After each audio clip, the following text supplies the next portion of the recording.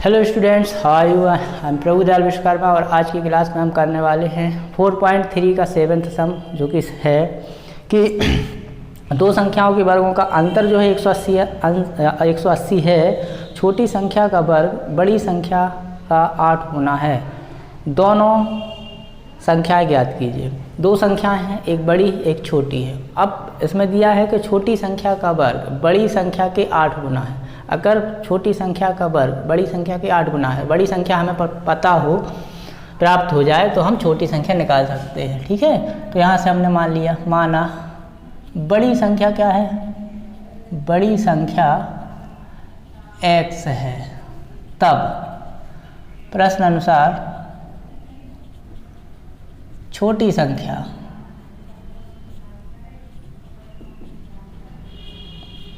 संख्या का वर्ग बराबर 8 गुणा बड़ी संख्या, ऐसा ही है।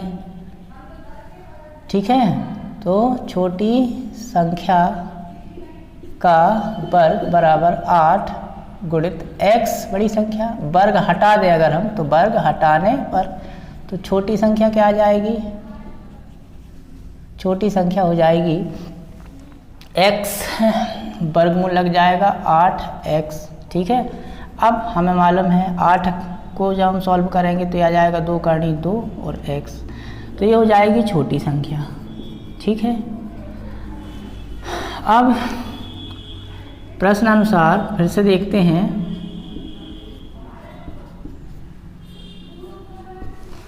इन्होंने कहा है कि दोनों के वर्गों का अंतर, तो सबसे पहले तो भाई बड़ी संख्या निकालेंगे। बड़ी संख्या का वर्ग माइनस छोटी संख्या का वर्ग कितना है? 180।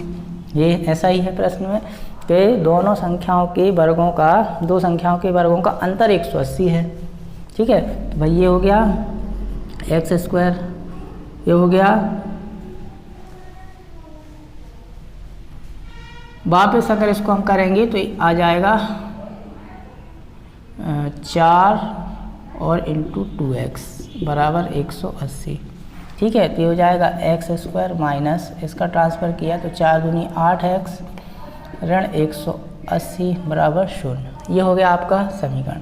अब हमें मालूम है 18 गुणित 10 अगर हम करें तो कितना आ जाएगा? 180। गुणनखंड विधि से कर सकते हैं, आप चाहें तो फॉर्मूला सूत्र विधि से भी इसको कर सकते हैं। ठीक है, यह हो जाएगा x² बड़ी संख्या।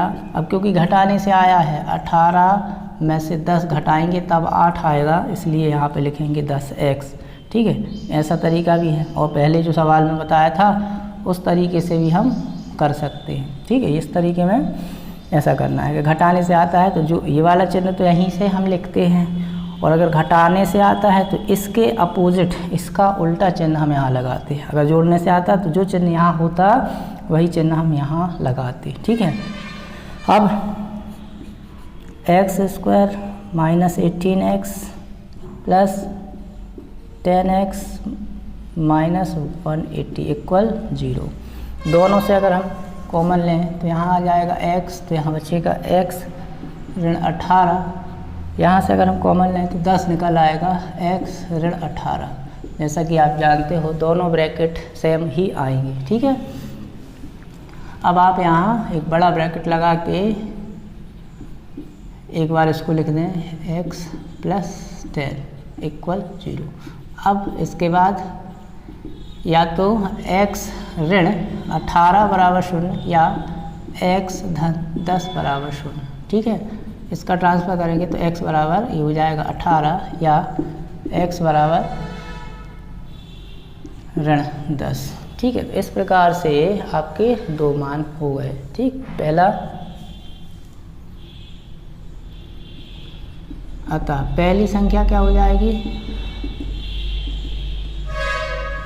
18 है।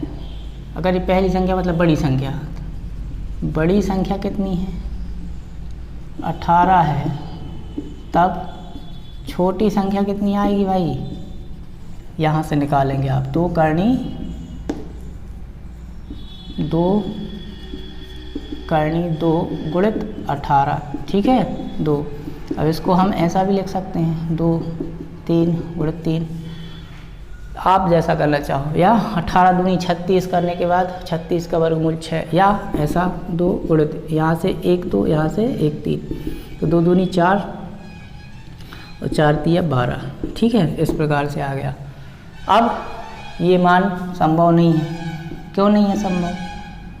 संभव नहीं है क्योंकि आप यहाँ पर माइनस की संख्या रखेंगे तो वर्गमूल के अंदर माइनस की संख्या आ जाएगी, जो कि पॉसिबल नहीं। ठीक है, तो ये रहा आपका 7th सम। इसके बाद हम चलते हैं 8th सम पर, और 8th सम है एक रेलगाड़ी एक समान चाल से 360 किलोमीटर दूरी तय करती है। यह चाल 5 किलोमीटर अधिक होती है तो वह यात्रा में 1 घंटे कम समय लेती है। गाड़ी की चाल ज्ञात कीजिए। क्या करना है अपन को? रेलगाड़ी की चाल ज्ञात करनी है। ठीक है, कोई बात नहीं है, इसको आप नोट कर सकते हैं। तो यहाँ से हम 8th क्वेश्चन कर रहे हैं, और 8th क्वेश्चन में स्टार्ट कहाँ से करेंगे? जो हमें ज्ञात करने के लिए दिया गया है। और ज्ञात करने के लिए क्या दिया गया है? रेलगाड़ी की चाल। तो अपन यहाँ से मान लेंगे, माना रेलगाड़ी की जो चाल है वो है x किलोमीटर प्रति घंटे।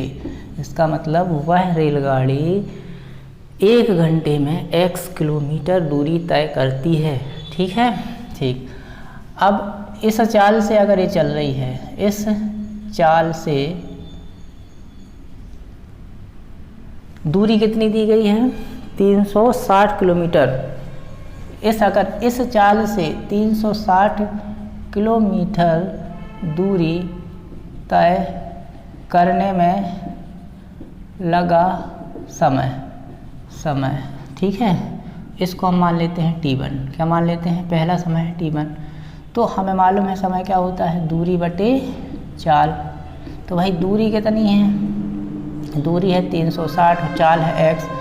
समय को हमेशा आवर्स में लेते हैं तो आवर्स हो गया। ठीक है, अब प्रश्नानुसार नई चाल में क्या किया उन्होंने कि जो पुरानी चाल थी उसमें 5 किलोमीटर प्रति घंटे की वृद्धि कर दी। ठीक है, 5 किलोमीटर प्रति घंटे की वृद्धि कर ली। देखो भाई ये कैसे आता है भाई, x किलोमीटर प्रति घंटे पहली चाल थी, इसमें प्लस किया 5 किलोमीटर प्रति घंटे। अगर आप ध्यान से देखो, या दोनों से अगर हम ये किलोमीटर पर आर कॉमन निकालें तो यहाँ बचेगा x, यहाँ बचेगा 5, और किलोमीटर पर आर बाहर निकल जाएगा, इसलिए हम इसको ऐसा लिख देते हैं। ठीक है, आई होप इसमें आपको दिक्कत नहीं है। ठीक, अब प्रश्न क्या कह रहा है?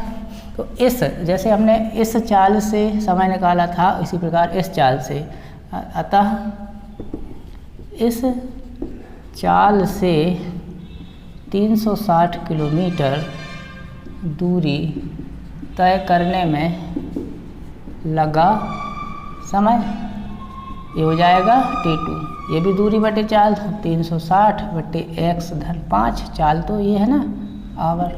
ठीक है, ये तो भाई इन्होंने क्या कहा कि जैसे ही हम 5 को ऐड करते हैं, 5 किलोमीटर पर आर इसको ऐड करते हैं तो ये 1 घंटे कम समय लेती है। मतलब अगर हम कहें तो ये समय इनमें से ज़्यादा कौन सा है? दूसरी चीज़, अगर आप धीमी चाल से चलोगे तो समय आपको ज़्यादा लगेगा, और जैसे ही चाल आप बढ़ाओगे समय आपका कम होगा। तो प्रश्न ये है कि समय T1 ज़्यादा होगा कि T2? तो भाई ये डिपेंड करता है चाल के ऊपर। चाल यहाँ x थी, मतलब यहाँ सामान्य चाल x थी, उसमें इसमें बढ़ा दिया गया तो चाल अब बढ़ गई। जैसे ही चाल बढ़ा तो समय कम गया, तो ये समय ज़्यादा होगा। तो अब क्या करेंगे? अब प्रश्नानुसार हम क्या कर लेंगे कि भाई जो समय का अंतर है, समय का अंतर 1 घंटे है, 1 आवर। समझ में आया बात? कि प्रश्न में क्या दिया है कि यदि हम इसकी चाल को 5 किलोमीटर प्रति घंटे बढ़ा दें तो ये उतनी ही दूरी तय करने में 1 घंटे का कम समय लेती है। मतलब दोनों की समय का अंतर 1 है। ठीक है, एक घंटे कम समय लेती है, एक घंटे ज़्यादा। तो हम ऐसा भी लिख सकते हैं, या इसी को हम ऐसा भी लिख सकते हैं कि भाई पहला समय है, ऐसा भी लिख सकते हैं, या हम ऐसा लिख सकते हैं। और अपने अपने तरीके से आप इसको दिमाग में सेट कर सकते हैं कैसे लिख सकते हैं। ये ज़्यादा अच्छा तरीका है क्योंकि इसमें समय का अंतर दिया है। इस प्रकार का कोई भी सवाल आता है जब समय का अंतर दिया होता है कि अधिक समय लेता है कम समय लेता है, तो इसको बस आप देख लो कि किसका समय ज़्यादा है, उसको पहले रख के किसका समय कम है उसमें माइनस करके वो संख्या आपको लिख देनी है, चाहे वो 2 घंटे हो, 3 घंटे हो, 1 घंटे हो। ठीक है, तो T1 कितना है भाई, 360/x minus 360/x + 5, got it, equal 1।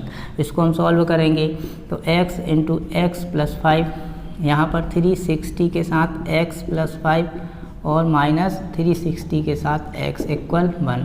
ठीक, इसको और सॉल्व करेंगे तो 360x + 5 का मल्टीप्लाई होगा, 5 0 0 मतलब 5 0 0, 5 का 30 का 0 हासिल की कितनी आ जाएगी भाई 3, 5 × 15 और 3 कितना आ गया 18। ठीक है, और ये 360x अपॉन नीचे होगा तो x² + 5x इक्वल कितना है 1। यहाँ से ये कट गया, इसका हमने ट्रांसफ़र कर दिया तो ये कितना आ गया 1800 बराबर x² + 5x। इसका भी ट्रांसफ़र किया तो यहाँ बचा 0, x² + 5x माइनस 1800, या करके लिख दिया x² + 5x माइनस 1800 बराबर 0। अब आप जिस मेथड से चाहें उस मेथड से इसको सॉल्व कर सकते हैं। ठीक है, कैसे करें आप, दिक्कत जा रही है आपको गुणनखंड, क्योंकि ये संख्या बड़ी आएगी तो आपको गुणनखंड करने में शायद दिक्कत जाए, तब इस स्थिति में आप इसको सूत्र विधि से ही करें। तो अब इसकी तुलना व्यापक द्विघात समीकरण ax² + bx + c = 0 से करने पर, तो जब हम तुलना करेंगे तो यहाँ a इक्वल कितना आ जाएगा 1, b इक्वल कितना आ जाएगा 5 एंड c इक्वल -800, है ना। तो अब सूत्र लगा देंगे। सूत्र हम जानते हैं क्या होता है, -b + √b² - 4ac upon 2a। ठीक है, माइनस b की वैल्यू कितनी है भाई 5 + -5² - 4, a की वैल्यू 1 और c की वैल्यू -1800 बटे 2 × 1। ठीक, -5 + -5 25। अब ये वाला ऋण क्या हो जाएगा धन, 00 8 चौके 32 32 32, 8 चौके 32 हासिल की कितनी आ जाएगी 3, 4 × 4 3 7। ठीक है, टोटल कितना आ गया 2, और सॉल्व किया तो ऋण 5 धन ऋण ये कितना हो जाएगा 72 25। ठीक है, बटे 2। यहाँ हमें सॉल्व करना पड़ेगा तो सब अब 72 25 का 8 नाम होता है 72। क्या होता है 8 नाम होता है 72। x = -5 + माइनस तो 8 पहले आ गया और 5 इसका हो गया 7225 का वर्गमूल। अब यहाँ 2 चिन्ह लेते हैं, एक बार धन चिन्ह लेने पर और एक बार ऋण चिन्ह लेने पर। जब धन चिन्ह लेंगे आप तो क्या हो जाएगा ऋण 5 धन 85 बटे 2, मतलब ऋण 5 ये क्या हो जाएगा घट जाएगा तो कितना बचेगा 80 बटे 2, कितना आ जाएगा x बराबर 40 km/h। ये हो गई चाल। ठीक है, और जब ऋण चिन्ह लेंगे तो ऋण 5 ऋण 85 बटे 2, मतलब दोनों ऋण की जुड़ गई 90 बटे 2, x बराबर ऋण 45। ठीक है, अब क्योंकि चाल जो है वो ऋणात्मक नहीं होती, ऋण नहीं हो सकती है ना, अतः ये बात जो मान है वो संभव नहीं है क्योंकि चाल ऋणात्मक नहीं हो सकती। इसका मतलब जो चाल हुई, अतः गाड़ी की जो चाल है कितनी हो जाएगी, 40 किलोमीटर प्रति घंटे। ठीक है, तो ये सम हो गया आपका। कौन सा वाला सम है ये, 8th वाला सम। ठीक, कौन सा सम है, 8th वाला सम। तो हम नेक्स्ट क्लास में आपका जो 9th सम और 10th जो भी रेस्ट सम्स हैं उनको लेके हाजिर होते हैं। अभी के लिए थैंक्स।